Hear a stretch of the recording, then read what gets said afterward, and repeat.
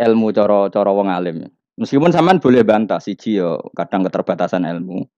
Nomor loro hasud, bantah kan sebabnya macam-macam. Hasud, nomor telu bantah gue kegiatan. Kayak wong kuliah nak agak kritis kan darani ra pinter. Jadi cocok lah ya kudu bantah. Engko khas-khasan cerdas apa? Nomor 4 bantahan itu sifatnya wong wedok. Menang kalah protes. Berarti kowe ora lanang berarti wedok, tukang protes itu wedok. Nomor 5 bantah itu berarti dia punya keiskalan tapi nggak bisa keluar dari keiskalan itu. Jadi problem Anda ditimbangkan ke saya, itu ya ora sopan. Problem-problemnya dhewe kok ditimbangkan ke saya. Begini terang no. Hukumnya Allah Ta'ala itu ada yang berstatus itu lugu. Lugu itu ya lugu ummi. Karena agama ini memang ummi. Ummi itu lugu. Sehingga agama ini tidak perlu diterangkan. Ngendikane Abu Hanifah, agama ini ketika datang, itu orang lugu. Lugu itu murni. Murni itu proporsional. Sehingga sifat ummi itu baik. Misalnya saya bilang gini, rungon awas kena keliru. Kalau kamu sholat itu batal kalau makan. Itu ukurannya 1 upo apa 1 piring? 1 upo kan? Itu sudah batal. Terus kalau saya bilang gini, Cong nak ono tamu keimangan, itu 1 piring tak 1 upo. Ndak jawab ya. 1 piring, ora iso misal, tak keimangan go 1 upo sing penting.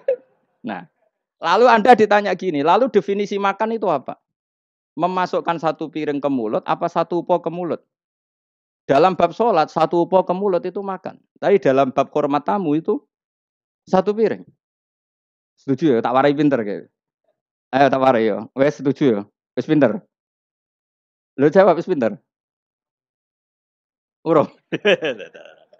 Lailatul Qadar ya ngono. Misalnya Lailatul Qadar menjadi super karena ada sesuatu yang super turun yaitu Lailatul Quran. Jadi menjadi super karena yang turun adalah sesuatu yang super dan itu artinya tanggal. Loh, dawane aku cek. Iku utek tanggal 21 kabeh sing ngaji ning kene. Oh jelas inna anzalnahu fi lailatul qadar. Hurujuke ning ndi? Quran kan? Wa ma adraka ma lailatul qadar. Lailatul qadri khairum min alfi syahr. Makanya Lailatul Qadar itu ya bisa saja tanggal 1 kemarin sudah kelewat. Mbok entah ini jebelis baris dada. Atau mungkin Saban. Jadi perdebatan ulama tentang Lailatul Qadar. Malah ada wali yang bilang saya tiap hari mendapat Lailatul Qadar. Nah, itu malah ra kelas meneh, malah pusing, malah napa? Pusing. Udah gak usah mikir itu. Jadi hukumnya Allah itu ada 2. Ada hukum itu lugu dan ini bagus.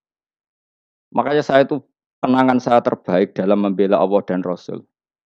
Saya ulang lagi, kenangan saya terbaik dalam membela Allah dan Rasul itu masalah faraid.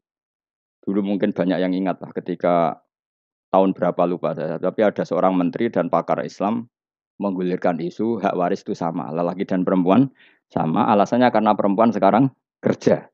Jadi gara-gara kesamaan gender kemudian mereka ingin bagi waris itu apa? Sama lidzakari bisu hadil. Dan saya itu ditentang. Gerakan itu pernah menguat, termasuk yang bisa dengan tanda kutip bisa menghentikan gerakan itu termasuk itu saya. Yang punya pikiran gitu tak parani, tak tantang begini. Saya bilang gini, Anda ngomong ini itu karena pinter apa karena tren? Tak tanya, ya karena pinter. Saya ini kan orangnya keren, punya kepangkatan jos lah. Ya kepangkatan jos, kepangkatan dunia, mesti cara pangeran bojos ora ya ora roh. Cara ukuran dunia itu jos lah. Tak tanya, saya itu Pak, termasuk yang setuju gerakan kesamaan gender. Dulu kan lelaki perempuan itu beda sekali karena lelaki kerja perempuan enggak. Sekarang sama-sama kerja maka warisnya harus sama. Terus saya tanya gini, lalu penyebab warisan itu kerja apa lelaki? Dia jawab kerja. Dia nggak ngerti kalau ngadepin saya. Saya ini kan orang alim yang biasa belajar mantek. Dia ini roh aku ngalim. Sembrono ya jadi ini. Ketika tak tanya gini, lalu misalnya saya punya anak, yang anak saya putri itu direktur BUMN atau direktur bank atau direktur PT besar. Kemudian anak lelaki saya idiot, goblok. Warisannya dikasihkan siapa? Kalau kerja adalah alasan dapat warisan, berarti anak saya perempuan itu yang dapat warisan dong. Anak saya lelaki kan idiot, nggak kerja. Lalu warisan itu berdasar prestasi apa empati? Kalau berdasar prestasi malah Anda ini aneh. sudah kerja direktur BUMN hanya karena dia kerja, dia dapat warisan karena Anda bilang asbabul irsi adalah kerja. Kalau saya bilang karena empati, saya juga gak fair. Yang kerja juga butuh modal gak saya warisi, tapi yang idiot tak warisi karena warisan berdasar empati. Lalu Anda milih mana? Bingung deh. Sampai dia ikrar, saya belum pernah mendapat perlawanan seperti ini. Karena Anda ngomong sama orang-orang goblok, kata saya. Terus saya bilang, saya ini ngaji Wahab, khatam berkali-kali. Anda mungkin baca kitab Wahab itu hanya terjemah. Maka menurut Islam, yang menjadi hak waris itu sebabnya zukurah wal unasah. Kelelakian menjadi dapat 2 bagian, keperempuanan menjadi 1 bagian. Dan itu Islam tidak mau urusan dengan prestasi maupun empati. Mujarrodul zukurah dan mujarrodul unusah. Sehingga dengan seperti ini tuh Islam nggak ribet. Coba kalau kamu pakai ilatul hukmi, pakai cara berpikir logika, malah ruwet. Karena tadi, kalau kesamaan gender itu karena perempuan kerja, lalu misalnya yang lelaki idiot misalnya atau pengangguran, warisan kamu kasihkan siapa? Kalau kerja itu menjadi alasan hukum, kamu kasihkan yang perempuan kan? Aneh nggak? Yang sudah kerja malah kamu kasih warisan yang nganggur? Enggak. Berarti berdasar prestasi atau berdasar empati. Kalau kamu dapat warisan, idiot dulu dong. Idiot dulu, goblok dulu, kecelakaan dulu, baru dapat warisan karena dapat empati. Yang sudah PNS nggak perlu dapat warisan karena sudah juga ruwet. Fikih seperti ini ruwet nggak? Ruwet.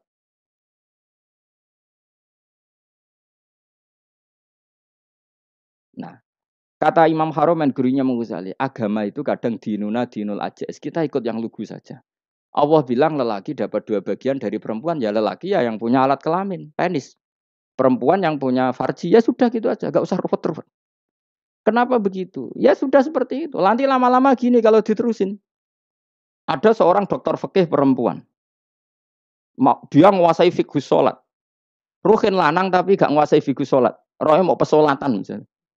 Lalu yang jadi imam siapa kalau berdasar prestasi? Perempuan dong, karena dia doktoral fikih sholat. Dia menguasai aneh-anehnya sholat. Horo ibu masaili sholat dia menguasai. Sementara Ruhin takoi sholat apa Ruhin? Pokoknya ini gugus ngadeg terus lugu. Terus ngadeg malih.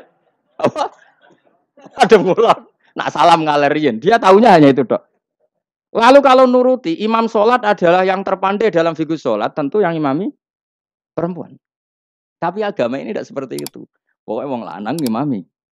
Wong beda.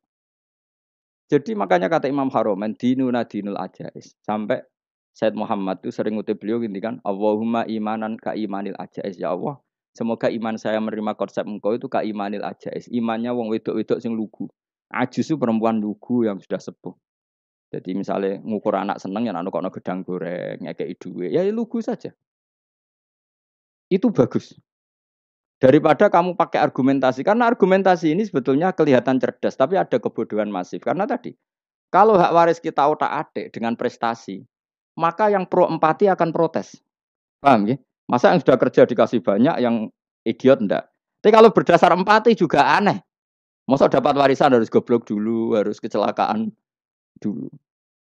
Maka Rasulullah pernah ngendikan ketika ditanya, lalu warisan untuk siapa ya Rasulullah? Nabi jawabnya lucu. Fali aula rojulin dakarin. Jadi Nabi sempat ngendikan kata rojul. Kemudian direvisi dakarin. Fali aula rojulin dakarin. Semua ulama ngendikan dakarin di sini adalah badal. Nabi ngendikan rojulin. Kemudian Nabi ingat kalau rojul itu identik dengan lelaki dewasa. Apa? Kemudian Nabi mengulang lagi dakarin. Tidak harus dewasa, yang penting lelaki. Jadi meskipun baru lahir, dalam keadaan baru lahir namanya apa? Kan dakarin kan? Belum bisa dikatakan rojul. Paham ya? Nabi ngulang 2 kali. Fali aula rojulin dakarin. Ini penting saya utarakan supaya clear. Jadi agama itu gak usah diotak-atik. Ya itu tadi, misalnya imam sholat itu lelaki. Ya sudah lelaki. Lelaki itu apa? Yang punya alat kelamin lelaki. Jangan dibalik ini. Yang dikatakan lelaki itu orang kuat. Sehingga meskipun perempuan kalau kuat, misalnya perempuan anggota poluan, lelakinya cemen, idiot, maka imamnya perempuan gitu. Karena makna lelaki adalah kuat. Ini keruwetan. Jadi agama itu tidak seperti itu. Nah sekarang kembali ke pilihan. Yang dikatakan pilihan itu orang hebat. Apa yang dipilih? Apa berdasar definisi? Apa berdasar kehendak yang milih? Loh kok mulai pinter? Tumben Tumpen ndak pinter. Alam raya ini milik Allah.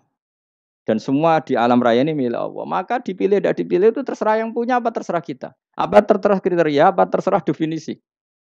Dalam konteks kita sebagai objek diambil, tentu terserah yang punya. Kemudian Allah bilang, orang-orang itu saya pilih.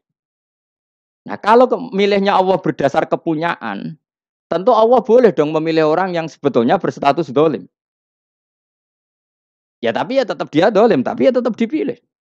Kenapa ya? Karena Allah yang punya. Saya misalnya orang kaya, boleh nggak punya HP buruk? Boleh kan? Terserah saya. Saya orang kaya, beli HP mahal, medium, dan paling buruk. Boleh enggak? Boleh saya yang punya. Nggak boleh, Gus, ini orang kaya harus beli HP yang mahal. Yang bilang harus siapa? Nah kegoblokan kita ini seperti ini. Nak wong sugih HP ini kudu larang. Nak wong alim kudu bojone ayu. Sing kudu darani kudu ayu ku sapa? Nak maji jalan yang dumbu swarga lho kudu ku sing swargane mbam tapi kudu. Nah, kita ini sering berpikir ngatur Tuhan. Nah, Indonesia negara yang mayoritas muslim terus Islam Indonesia kudu dadi sampling Islam seluruh apa? Dunia. Ya ora usah sombong ngono ya keben. Mayoritas ya mayoritas juga wonge kakean ngono ae ora perlu GR jadi sampling percontohan Islam internasional ora perlu ngono. Lah misalnya terus dadi contoh misalnya nang Masjid Haram niru Jumatan ning Indonesia berangkat mbek do rokokan. Bariku teki diusep-usep nang pojok pager. Lah misalnya wong Mekah terus do ngono kabeh karena mencontoh Islam Indonesia. Kacau gak? Ora usah GR ngono biasa wae. Napa? Biasa wae. Terus misalnya mencontoh Islam Indonesia, Indonesia nak ziarah Wali Songo terus tahlilan nunggu nganti setengah jam. Lah terus raudhah dikepung ngono rak macet Mekah Madinah. Mergo agar ziarah Nabi terus lungguh apa? Sak jam. Nak ning wali sak jam ning Nabi 2 jam lah kira-kira gitu. Ya malah nganyak Kanjeng Nabi tuh. Nabi sekaruan Afdhalul Khalqi mbok dongakno wa maghfir lahu warhamhu. Niku malaikat sak langit misah.